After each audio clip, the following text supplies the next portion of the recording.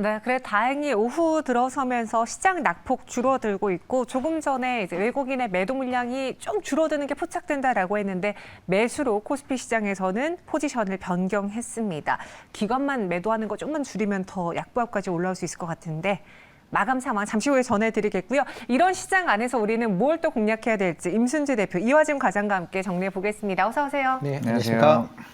뭔가 이번 주는 하루 쉬어서 그런가 되게 주말이 빨리 온 듯한 네. 기분이에요. 저만 신난 건지 모르겠는데 빠르게 다음 주를 위해서 종목 매수해놓고 쉬고 싶습니다. 두 분이 선택한 오늘의 마감의 산다 종목 보시죠. 오션브릿지와 두산마켓을 갖고 오셨는데 그 예전에 오션브릿지를 설명했을 때 어떤 분이 그랬어요. 바다, 브릿지, 끝 이렇게 설명하셨는데 맞나요? 아니요, 전혀 아니에요? 다릅니다. 뭐예요? 사실 뭐 처음 들으면 조선 관련주의 걸로 할 수 있는데 네. 반도체, 오. 공정 소재랑 액체류 관련 이제 케미컬 공구작친을 만든 회사를 좀 보시면 될 것 같고, SK 하이닉스의 그 고객사가 하나밖에 없습니다. 일단 SK 하이닉스 위주로 좀 공급을 하고 있고, 네. 이 회사에 좀 주목되는 점은 2017년과 이제 20년에 이제 두 개 회사를 하나를 인수했는데, 뭐 JENG와 이제 YHT 이 회사들을 하나씩 이제 인수하게 되면서 액체류뿐만 아니라 기체 관련된 이제 공급 장치도 이제 하게 되면서 이제 결국에는 그동안 주가가 안 올라왔던 거는 SK 하이닉스가 1분기, 2분기 때 이제 캐펙스 투자 얘기가 안 나오게 되니까 약간 그에 대한 우려 좀 있지 않나 생각을 하고 있는데, 그래도 하반기에는 이제 조금은 원래 이 회사 자체가 성수기 자체가 하반기에 좀 실적이 좋아지는 흐름은 있습니다. 그렇기 때문에 이미 1, 2분기 실적은 뭐 충분히 나왔다고 생각을 하고 있고, 그래도 1, 2분기 실적이 잘 나왔던 거는 이 회사가 아까 인수했던 YHT 2차 전지 후방 관련된 장치를 만드는 회사를 인수하게 되면서 2차 전지도 실적이 잘 나오는데, 아까 앞에서 SK 하이닉스가 그 고객사로 얘기를 했는데 SK온 쪽으로도 이제 관련된 이제 물량들이 나오고 있습니다. 수주가 뭐 본격적으로 나가는 흐름이 나오고 있고, 거기서 이제 최근에 다른 고객사 LG 엔솔이나 삼성 SDI 쪽으로 하나둘씩 이제 수주가 나오고 있다는 점에서 2차 전지는 어느 정도 안정적 성장이 나오고 있고 하반기 때부터 이제 나오고 있는데, 또 오션물질 관련된 사람이 좀 이런 얘기 꼭 해달라고 하더라고요. 이것도 HBM 관련주다. 아, 그래요? 근데 매출 비중이 1%밖에 안 됩니다. 실제로 들어가긴 하지만은 결국에는 SK 하이닉스가 캐펙스 투자하는 게 제일 중요하다라고 좀 얘기하고 있기 때문에 서서히 좀 올라오는 모습이 좀 나오고 있는 모습을 보이고 있습니다. 그 HBM 관련주라고 언급해달라고 하는 분한테 네. 가서 말씀하세요. 1%는 너무 작다. 5%까지 만들어 놓고 말해달라. 네, 그래서 그 홈페이지 가시게 되면 이제 네. TSB 기술 일단 맨 마지막에 있긴 한데 CMP 연마제로 통해 가지고 캐시텍 고객사가 있긴 하다고 하는데 시장에서는 너무 HBM 관련주가 한미 반도체만 간다고. 맞아요. 네.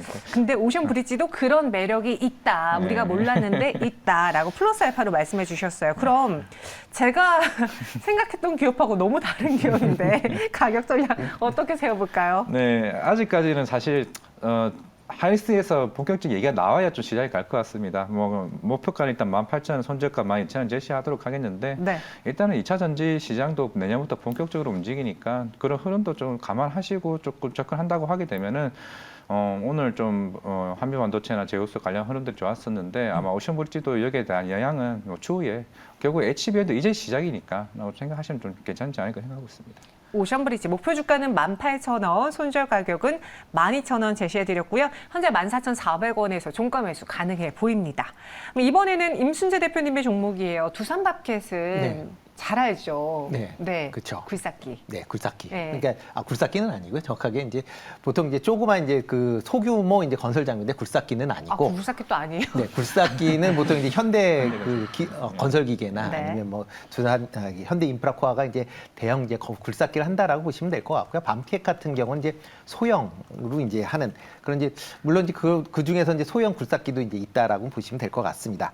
뭐 2분기 실적은 뭐 미국 내에 이제 인프라 투자가 확대가 되면서 뭐 좋아졌고요. 뭐 그런 것 때문에 뭐 주가도 계속 좋은 흐름을 보였다가 최근 들어 조금 조정을 받고 있다라고 보시면 될 것 같습니다. 뭐 지금 글로벌 전체적으로 뭐 다 뭐 중국이나 아니면 뭐 유럽 같은 경우도 뭐 경제가 조금 둔화되고 있는 그런 모습을 보이고 있지만 미국 같은 경우는 아직까지도 뭐 계속 좋은 흐름이 좀 이어가고 있는 그런 상황이고요. 그러다 보니까 이제 인프라 투자 관련돼서도 계속 아마 올 하반기 아마 최소 몇 년 정도는 계속 인프라 관련된 투자가 이어질 걸로 그렇게 기대를 해보고 있습니다.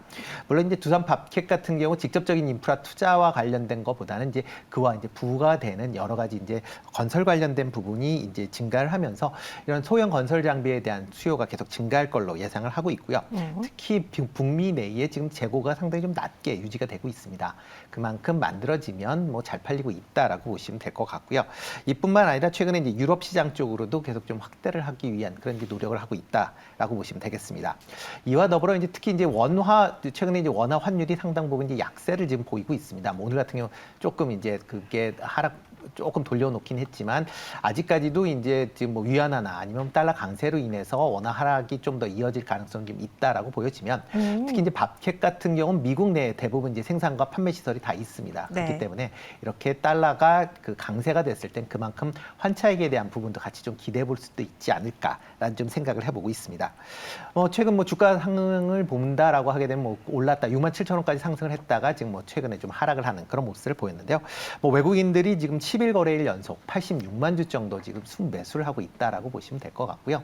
뭐 최근 주가가 어느 정도 하락을 했기 때문에 지금 정도 가격이면 크게 부담이 없는 가격 아닌가 싶습니다. 목표 가격은 전 고점인 65,000원, 손절은 47,000원에 하시면 어떨까 싶습니다. 네, 소형 건설 그리고 투자 이런 쪽에서 두산밥캣이 수혜를 받을 수 있지 않겠느냐. 목표 주가는 65,000원, 손절가는 47,000원 제시해드렸습니다. 최근 미국 시장에서 캐터필러 주가가 또 좋은 거, 실적이 좋은 걸 봤을 때 많은 분들이 두산밥캣을 같이 보시더라고요. 오늘 마감에 매수해 볼게요. 지금 동시효과 구간에서 코스피는 0.86%, 코스닥은 1.11% 또 하락하고 있는데 첫 번째 OX 종목으로는 화장품 코리아나를 보겠습니다. 약간 용두사미처럼 오늘 상고하저의 모습을 보여주고 있어요. 아니 이 정도는 많이 오른 거 아니야 싶을 수 있지만 오늘 상한가까지 안착을 했던 종목이기에 좀 아쉬운데 그 화장품주들이 어제까지 쉬다가 오늘 전반적으로 반등이 나왔거든요. 근데 이 윗꼬리가 달렸다라는 거는 일시적인 기술적인 반등으로 봐야 되는 건지 코리아나 어떻게 보십니까? 충분히 뭐 이번 3분기 이번 모든 섹터들 중에서 실적이 우상향으로 갈 수 있는 섹터들은 중국 관련 소비재들이 어느 정도 확신이 있다 좀 생각을 하고 있습니다. 네. 물론은 차별은 충분히 있었다 생각을 하고 있습니다. 이제는 처음에 나왔을 때 뭐 면세, 카지노, 화장품 얘기가 나왔다가 화장품 중에서도 중소형보다는 대형주 위주로 움직일 거다 얘기를 하고 있는데 다시 한 번 더 이렇게 보니까 우리가 7, 8년 전에는 화장품이 뜨겁다기보다는 마스크팩이 대박이 났었습니다. 그러면 지금 상황에서 우리가 상반기 때 화장품이 가장 잘 된 곳은 그 색조, 특히 립틴트 위주로 많이 됐습니다. 이번 어제 중국 관련 데이터가 나왔을 때 한국보다 일본 쪽에 많은 중국인들이 굉장히 많이 갔었고 물론 우리나라도 많이 오겠지만은 지금 제일 잘 되고 있는 건 일본을 많이 간다. 그렇게 되면은 중국 애들이 일본 가서 가장 먼저 해야 될 것은 제가 봤을 때는 립틴트 관련 위주로 좀 물건을 좀 사지 않을까 생각을 하고 있습니다. 립틴트요? 립틴트, 아. 색조. 그래서 오늘 보면은 IPML-SC가 주가가 많이 올랐습니다. 결국에는 단순하게 와서 화장품 사겠지가 아니라 얘네들이 뭘 살지. 물론 아까 여기 매경 오기 전에도 제가 명동 한번 들렀다 봤는데 결국에는 이 친구들이 올리브영을 가서 무엇을 볼까에 대한 고민을 해봤을 때 제가 봤을 때는 예전에는 마스크팩이었지만은 이제는 충분히 립틴트 관련된 색조 화장품 클리오나 IPML-SC에 있는 그 롬앤 브랜드에 대한 관심이 크지 않을까. 왜냐하면 매장에 들어가자마자 볼 게 올리브영에서 가장 많이 팔린 매출 순위에 대한 브랜드를 가장 먼저 보게 되지 않을까 생각을 하고 있기 때문에 네. 아마 거기서 좀 차별화가 충분히 생기지 않을까. 화장품은 다 갈 수는 있겠지만은 누가 제일 많이 갈까에 대한 고민을 이제는 해봐야 되지 않을까 생각하고 있습니다. 네, 제가 올리브영 지방령인데 확실히 압니다. 확실히 색조 쪽에 많은 분들이 구매를 하시고 클리오는 이제 아이 메이크업 쪽이라면은 방금 말씀하신 아이 패밀리 SC의 경우에는 롬앤이어서 요거는 색조로 립스틱 이런 게 많이 팔립니다. 그래서 그런 종목들 눈여겨봐야 된다라고 해주셨고 상승 여력 더 남아있을 것이다라고 코리아나 정리했어요. 이어서 두 번째 종목은 LNF 보겠습니다. 외국인 투자자들의 연일 매도 속에 오늘 추가적인 하락이 나오고 있고요. 7% 넘게 밀리며 21만 1,000원까지 내려왔어요. 30만 원 위로 올라온 지 얼마 안 돼서 다시 계속 밀려나고 있는 LNF인데 실적이 왜 같은 양극재 안에서도 이렇게 부진한 것인지 바닥 아직 멀어 보입니까? 어때요? 일단은 뭐 양극재 판가 가격 관련돼서는 아마 추가적으로 더 하락을 할 가능성이 좀 있다라고 좀 생각을 하고 있습니다. 일단 뭐 지금 뭐 양극재에 들어가는 이제 원자재 가격이 계속 지금 하향세를 이제 보이고 있다라고 보시면 될 것 같고요. 이렇게 이제 하향세를 보인다라고 하게 되면 이 양극재 가격이 이제 대부분 이제 원자재와 연동이 돼서 이제 납품 가격이 결정이 되기 때문에 그만큼 이제 매출이 줄어들게 되고 이에 따라서 이제 영업이익도 감소할 것이다라는 그런 이제 얘기들이 많이 좀 나온다라고 보시면 될 것 같습니다. 특히 뭐 지금 이런 이제 원자재 가격의 하락의 가장 큰 원인이 이제 중국 내의 배터리 공급 과잉 문제다라고 보여지고요. 이 과잉 문제가 해결이 쉽게 될 것 같지 않고 좀 더 시간이 걸릴 가능성은 있다라고 보여집니다. 특히 최근 들어 이제 배터리 가격 그러니까 이제 전기차 업체의 가장 화두가 이제 전기차 가격을 인하하겠다라는 내용이고요. 그렇게 인하하기 위해서는 어쩔 수 없이 배터리 가격을 인하시키지 않은 이상은 전기차 가격 인하가 좀 어렵지 않을까. 그러다 보면 이런 이제 배터리 관련된 배터리 완성 업체뿐만 아니라 이런 이제 양극재와 같은 업체들도 일단 수익성은 상당 부분 좀 기존보다는 좀 약화될 가능성은 충분히 있다라고 보여지고요. 특히 이제 LNF 같은 경우는 이제 에코프로비엠과는 다르게 이제 계열 내에 이제 수익 계열화가 안 돼 있다라는 게 상대적으로 조금 시장 내에서 좀 평가가 좀 박하게 된 가장 큰 원인 아닌가라는 생각을 해보고 있습니다. 뭐 지금 상황에서 뭐 LNF 같은 경우도 지금 뭐 수익 계열화를 위해서 뭐 여러 이제 다른 반개 회사들과 이제 얘기를 하고 있지만 아직까지는 그 부분이 좀 더 시간이 걸려야 되지 않을까라는 생각을 해보고 있고요. 그런 관점에서 본다라고 하게 되면 일단 양극재 판가가 올라가는 그 시점까지는 조금 주가 흐름으로 봐서는 부진함이 좀 이어지지 않을까라는 생각을 해보고 있습니다.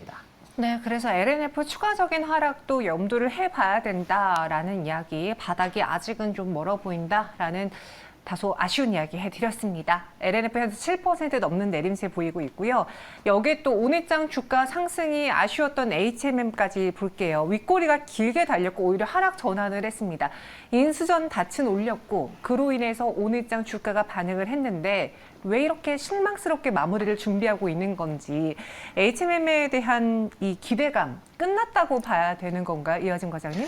아직까지는 업황이 회복이 안 됐다라고 생각을 해서 좀 시장이 조금 사실 이 회사의 매물에 대한 가치가 어느 정도 아직까지 크게 못 받지 않나라고 생각을 하고 있습니다. 뭐 올해 상반기 때부터 이제 관련된 산업은행에 대한 연구체도 계속 어느 정도 전략적인 모습으로 얘기는 했습니다만은 결국에는 지금 물론 BDI 지수도 어느 정도 회복이 되는 단계이긴 합니다만은 아직까지는 시장에서는 이런 해운업에 대한 부분들이 시장에서 크게 기대감이 좀 낮다라고 보니까 좀 그걸 만약에 차라리 2년 전, 3년 전에 했으면 오히려 좀 좋지 않았을까 생각을 하고 있는데 물론 결국에는 H&M도 인수를 좀 해야 되는 좀 상황이긴 하지만은 생각보다 그 프리미엄을 많이 좀 못 받지 않을까 생각도 좀 들고 있습니다. 그렇기 때문에 기대감보다는 이게 크게 시장에서 관심을 가질 수 있을까라 좀 고민도 하고 있기 때문에 그런 부분들이 어느 정도 뭐 세계 5위의 뭐 해운사가 뭐 들어온다라기보다는 결국 업황 자체가 시장에서 주목받기 지금 시장 타이밍 자체가 좀 안 좋지 않나 좀 생각하고 있습니다. 네, 그래서 HMM은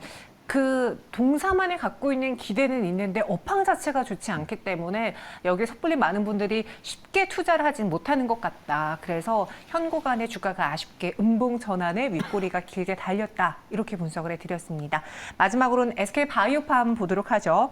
뇌전증 신약, 중동과 북아프리카 진출 이야기까지 나오고 있는데 주가는 2.82% 내림세를 보이며 86,300원에서 움직이고 있습니다.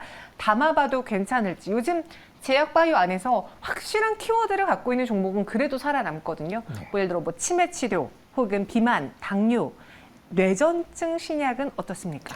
일단 뭐 에스커 바이오팜이 일단 뭐 뇌전증 관련된 분야로는 상당히 특히 이제 중추신경계 관련돼서 뭐 시장을 지금 계속 개발하고 있는 그런 이제 회사다라고 보시면 될 것 같고요. 그 중에서 이제 뇌전증 치료제가 이제 세노마베이트라는 이제 제품입니다. 그러니까 뭐 약품명입니다.